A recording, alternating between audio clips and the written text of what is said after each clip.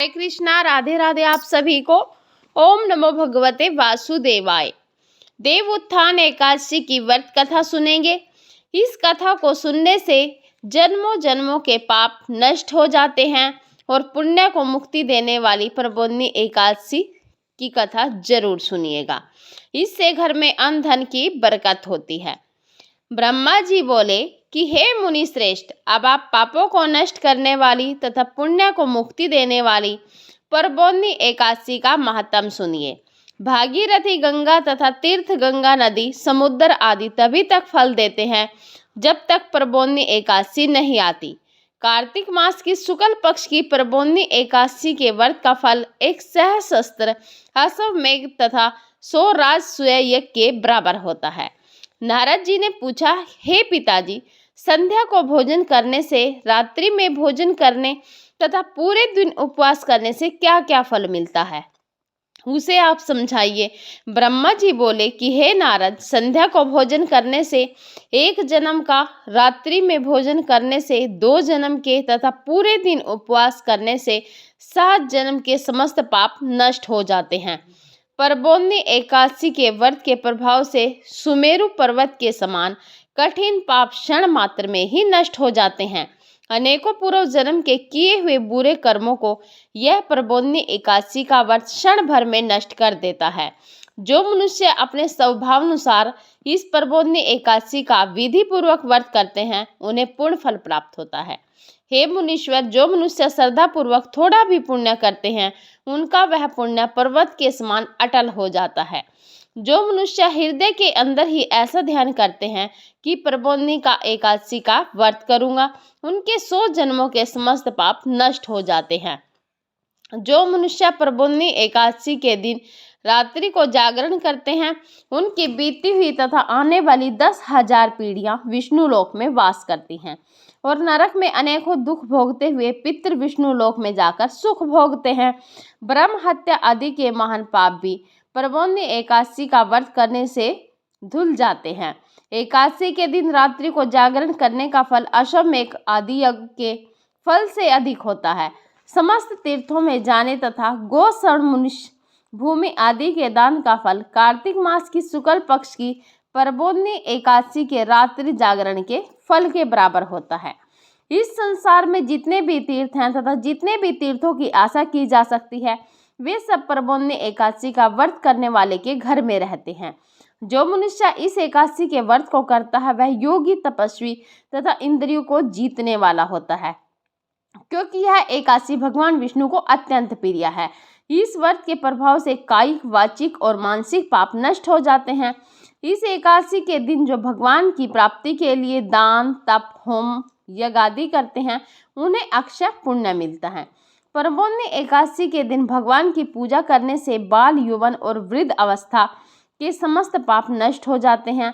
इस एकादशी की रात्रि को जागरण करने का फल चंद्र सूर्य ग्रहण के समय स्नान करने के फल से सहस्त्र गुना अधिक होता है। मनुष्य जन्म से लेकर जो पुण्य प्रबोधनी एकादशी के व्रत के पुण्य के सामने व्यर्थ है। इसलिए हे नारद, तुमको भी विधि पूर्वक विष्णु भगवान की पूजा करनी चाहिए। जो मनुष्य कार्तिक मास में धर्म पारायण होकर अन्य व्यक्तियों को अन्न नहीं खाते, उन्हें चंद्र नारायण व्रत का फल मिलता है। कार्तिक मास में भगवान दान आदि से अत्यंत प्रसन्न होते हैं, जितने कि शास्त्रों की कथा सुनने से प्रसन्न होते हैं।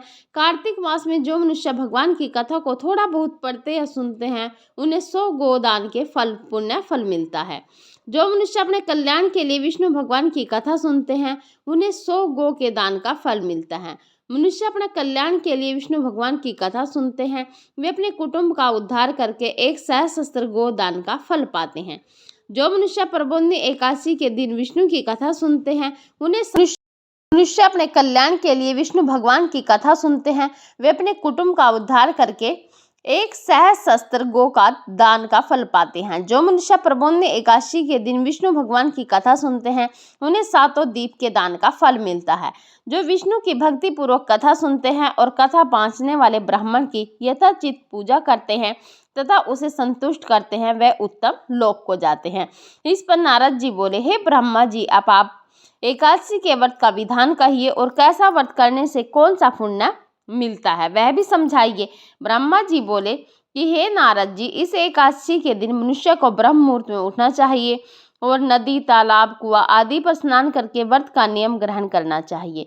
उस समय भगवान से विनय करनी चाहिए कि हे भगवान, आज मैं निराहार रहूंगा और दूसरे दिन भोजन करूंगा, इसलिए आप मेरी रक्षा करें। इस प्रकार विनय करके भगवान की पूजा करनी चाहिए। उस रात्रि को भगवान के समीप गीत, नृत्य, बाजे तथा कथा आदि से व्यतीत करनी चाहिए। परबोधनी एकादशी के दिन कृपणता को त्याग कर बहुत से पुष्प, फल, अगरबत्ती, धूप आदि से भगवान की आराधना करनी चाहिए। शंख के जल से भगवान को अर्घ देना चाहिए। इसका समस्त तीर्थ दान आदि से करोड़ गुना फल अधिक होता है। जो मनुष्य पुण्य से भगवान की पूजा करते हैं उनके सामने इंद्र भी हाथ जोड़ता है। कार्तिक मास में जो बिल्व पत्र से भगवान की पूजा करते हैं उन्हें अंत में मुक्ति मिलती है। कार्तिक मास में जो मनुष्य तुलसी जी से भगवान की पूजा करता है उसके 10,000 जन्म के समस्त पाप नष्ट हो जाते हैं। जो मनुष्य इस मास में श्री तुलसी जी के दर्शन करते हैं या छूते हैं या ध्यान करते हैं या रोपण अथवा सेवा करते हैं वे 1000 कोटि युग तक भगवान के घर में रहते हैं। समस्त मनोकामनाओं को पूरा करने वाले भगवान के कदम पुष्प को देखकर अत्यंत प्रसन्न होते हैं। यदि उनके कदम के पुष्प से पूजा की जाए तो यमराज के दुखों को नहीं पाते हैं। जो गुलाब के फूल से भगवान की पूजा करते हैं उन्हें मुक्ति मिलती है। जो मनुष्य बैकुल और अशोक के फूलों से भगवान की पूजा करते हैं वे अत्यंत काल तथा शोक से रहित रहते हैं।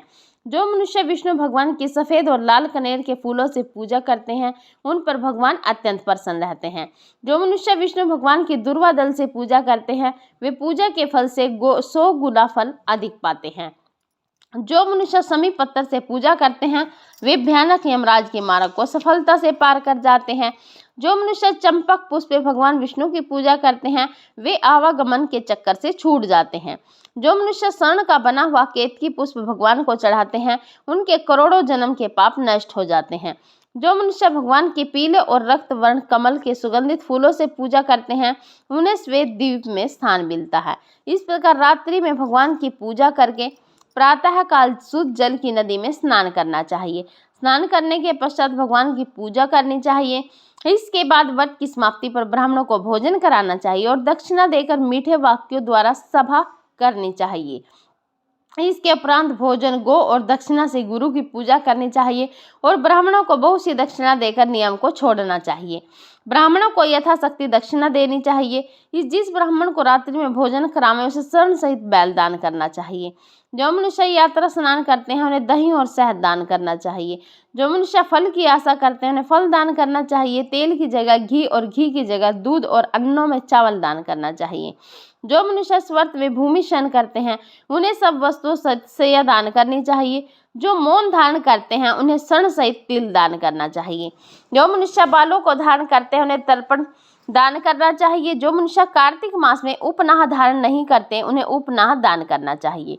जो इस मास में नमक त्यागते हैं उन्हें शक्कर दान करनी चाहिए। जो मनुष्य नित्य प्रीति देव मंदिरों में दीप जलाते हैं उन्हें स्वर्ण या तांबे के दीपक को घी तथा बत्ती सहित दान करना चाहिए। जो मनुष्य चातुर्मास्य व्रत में किसी वस्तु को त्याग देते हैं उन्हें उस दिन से पुनः ग्रहण कर लेना चाहिए।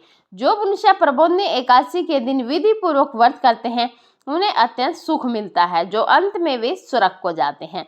जो मनुष्य चातुर्मास्य व्रत को बिना किसी विघ्न के पूरा कर देते हैं उन्हें फिर दोबारा जन्म नहीं मिलता। जिस मनुष्य का व्रत खंडित हो जाता है वह नरक को जाते हैं। जो मनुष्य इस एकादशी के महत्व को सुनता व पढ़ता है उसे अनेक गोदान का फल मिलता है। हरे कृष्णा, राधे राधे आप सभी को। लेकिन कथा भी समाप्त नहीं हुई है।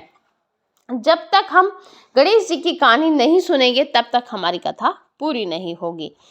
एक बुढ़िया माई थी, मिट्टी के गणेश जी की पूजा करती थी। रोज गणेश जी बनाती, रोज गल जाते। एक सेठ का मकान बन रहा था। वो सेठ से बोली मुझे पत्थर के गणेश जी बनवा दो। मिस्त्री बोले जितनी देर में तेरा पत्थर का गणेश जी बनवाएंगे या घड़ेंगे इतनी देर में तो हम अपनी दीवार चीन लेंगे। बुढ़िया करे राम करे तुम्हारी दीवार टेढ़ी हो जाए। वो चीने और ढा देवे, चीने और ढा देवे। इस तरह करते करते शाम हो गई। शाम को सेठ आया, उसने कहा आज कुछ भी काम नहीं किया है। वो कहने लगे, एक बुढ़िया आई थी, वह कहने लगी मेरा पत्थर का गणेश जी घर दो। हमने घड़ा नहीं। उसने कहा तुम्हारी दीवार टेढ़ी हो जाए। सेठ ने कहा ऐसा हुआ। सेठ ने बुढ़िया बुलवाई। सेठ ने कहा, हम तेरा सोने का गणेश गढ़ा देंगे, हमारी दीवार सीधी कर दो। सेठ ने बुढ़िया को सोने का गणेश गढ़ा दिया। सेठ की दीवार सीधी हो गई। जैसे सेठ की दीवार सीधी की गणेश जी महाराज, वैसे सबकी करना। कहते सुनते हुंकारा भरते सभी का भला करना। बोल गणपति बप्पा की जय हो, गणेश महाराज जी की जय हो। मिलता है जो विष्णु की भक्ति पूर्वक कथा सुनते हैं और कथा बाँचने वाले ब्राह्मण की यथाचित पूजा करते हैं तथा उसे संतुष्ट करते हैं, वह उत्तम लोक को जाते हैं। इस पर नारद जी बोले, हे ब्रह्मा जी, आप एकादशी के व्रत का विधान कहिए और कैसा व्रत करने से कौन सा पुण्य मिलता है वह भी समझाइए। ब्रह्मा जी बोले कि हे नारद जी, इस एकादशी के दिन मनुष्य को ब्रह्म मुहूर्त में उठना चाहिए और नदी, तालाब, कुआं आदि पर स्नान करके व्रत का नियम ग्रहण करना चाहिए। उस समय भगवान से विनय करनी चाहिए कि हे भगवान, आज मैं निराहार रहूंगा और दूसरे दिन भोजन करूंगा, इसलिए आप मेरी रक्षा करें। इस प्रकार विनय करके भगवान की पूजा करनी चाहिए। उस रात्रि को भगवान के समीप गीत, नृत्य, बाजे तथा कथा आदि से व्यतीत करनी चाहिए। परबोधनी एकादशी के दिन कृपणता को त्याग कर बहुत से पुष्प, फल, अगरबत्ती, धूप आदि से भगवान की आराधना करनी चाहिए। शंख के जल से भगवान को अर्घ देना चाहिए। इसका समस्त तीर्थ दान आदि से करोड़ गुना फल अधिक होता है। जो मनुष्य पुण्य से भगवान की पूजा करते हैं उनके सामने इंद्र भी हाथ जोड़ता है। कार्तिक मास में जो बिल्व पत्र से भगवान की पूजा करते हैं उन्हें अंत में मुक्ति मिलती है। कार्तिक मास में जो मनुष्य तुलसी जी से भगवान की पूजा करता है उसके 10,000 जन्म के समस्त पाप नष्ट हो जाते हैं। जो मनुष्य इस मास में श्री तुलसी जी के दर्शन करते हैं या छूते हैं या ध्यान करते हैं या रोपण अथवा सेवा करते हैं, वे 1000 कोटि युग तक भगवान के घर में रहते हैं। समस्त मनोकामनाओं को पूरा करने वाले भगवान के कदम पुष्प को देखकर अत्यंत प्रसन्न होते हैं। यदि उनके कदम के पुष्प से पूजा की जाए तो यमराज के दुखों को नहीं पाते हैं। जो गुलाब के फूल से भगवान की पूजा करते हैं उन्हें मुक्ति मिलती है।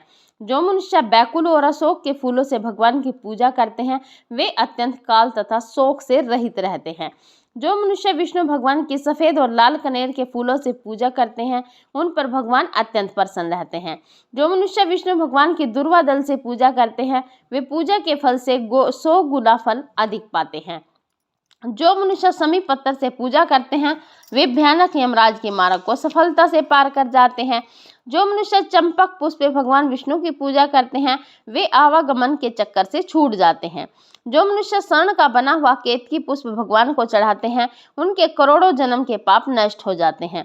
जो मनुष्य भगवान के पीले और रक्त वर्ण कमल के सुगंधित फूलों से पूजा करते हैं उन्हें श्वेत द्वीप में स्थान मिलता है। इस प्रकार रात्रि में भगवान की पूजा करके प्रातः काल शुद्ध जल की नदी में स्नान करना चाहिए। स्नान करने के पश्चात भगवान की पूजा करनी चाहिए। इसके बाद व्रत की समाप्ति पर ब्राह्मणों को भोजन कराना चाहिए और दक्षिणा देकर मीठे वाक्यों द्वारा सभा करनी चाहिए। इसके उपरांत भोजन, गो और दक्षिणा से गुरु की पूजा करनी चाहिए और ब्राह्मणों को बहुत सी दक्षिणा देकर नियम को छोड़ना चाहिए। ब्राह्मणों को यथाशक्ति दक्षिणा देनी चाहिए। जिस ब्राह्मण को रात्रि में भोजन करावे उसे स्वर्ण सहित बैल दान करना चाहिए। जो मनुष्य यात्रा स्नान करते हैं उन्हें दही और शहद दान करना चाहिए। जो मनुष्य फल की आशा करते हैं उन्हें फल दान करना चाहिए। तेल की जगह घी और घी की जगह दूध और अन्नों में चावल दान करना चाहिए। जो मनुष्य इस व्रत में भूमि शयन करते हैं उन्हें सब वस्तुओं से दान करनी चाहिए। जो मौन धारण करते हैं उन्हें स्वर्ण सहित तिल दान करना चाहिए। जो मनुष्य बालों को धारण करते हैं उन्हें तर्पण दान करना चाहिए। जो मनुष्य कार्तिक मास में उपनाह धारण नहीं करते उन्हें उपनाह दान करना चाहिए। जो इस मास में नमक त्यागते हैं उन्हें शक्कर दान करनी चाहिए। जो मनुष्य नित्य प्रीति देव मंदिरों में दीप जलाते हैं उन्हें स्वर्ण या तांबे के दीपक को घी तथा बत्ती सहित दान करना चाहिए। जो मनुष्य चातुर्मास्य व्रत में किसी वस्तु को त्याग देते हैं उन्हें उस दिन से पुनः ग्रहण कर लेना चाहिए। जो मनुष्य प्रबोधनी एकादशी के दिन विधि पूर्वक व्रत करते हैं उन्हें अत्यंत सुख मिलता है, जो अंत में वे स्वर्ग को जाते हैं। जो मनुष्य चातुर्मास्य व्रत को बिना किसी विघ्न के पूरा कर देते हैं उन्हें फिर दोबारा जन्म नहीं मिलता। जिस मनुष्य का व्रत खंडित हो जाता है वह नरक को जाते हैं। जो मनुष्य इस एकादशी के महत्व को सुनता व पढ़ता है उसे अनेक गोदान का फल मिलता है। हरे कृष्णा, राधे राधे आप सभी को। लेकिन कथा भी समाप्त नहीं हुई है। जब तक हम गणेश जी की कहानी नहीं सुनेंगे तब तक हमारी कथा पूरी नहीं होगी। एक बुढ़िया माई थी, मिट्टी के गणेश जी की पूजा करती थी। रोज गणेश जी बनाती, रोज गल जाते। एक सेठ का मकान बन रहा था, वो सेठ से बोली मुझे पत्थर के गणेश जी बनवा दो। मिस्त्री बोले जितनी देर में तेरा पत्थर का गणेश जी बनवाएंगे या घड़ेंगे, इतनी देर में तो हम अपनी दीवार चीन लेंगे। बुढ़िया करे राम करे तुम्हारी दीवार टेढ़ी हो जाए। वो चीने और ढा देवे, चीने और ढा देवे, इस तरह करते करते शाम हो गई। शाम को सेठ आया, उसने कहा आज कुछ भी काम नहीं किया है। वो कहने लगे, एक बुढ़िया आई थी, वह कहने लगी मेरा पत्थर का गणेश जी घर दो, हमने घड़ा नहीं। उसने कहा तुम्हारी दीवार टेढ़ी हो जाए। सेठ ने कहा ऐसा हुआ। सेठ ने बुढ़िया बुलवाई। सेठ ने कहा हम तेरा सोने का गणेश घड़ा देंगे, हमारी दीवार सीधी कर दो। सेठ ने बुढ़िया को सोने का गणेश घड़ा दिया। सेठ की दीवार सीधी हो गई।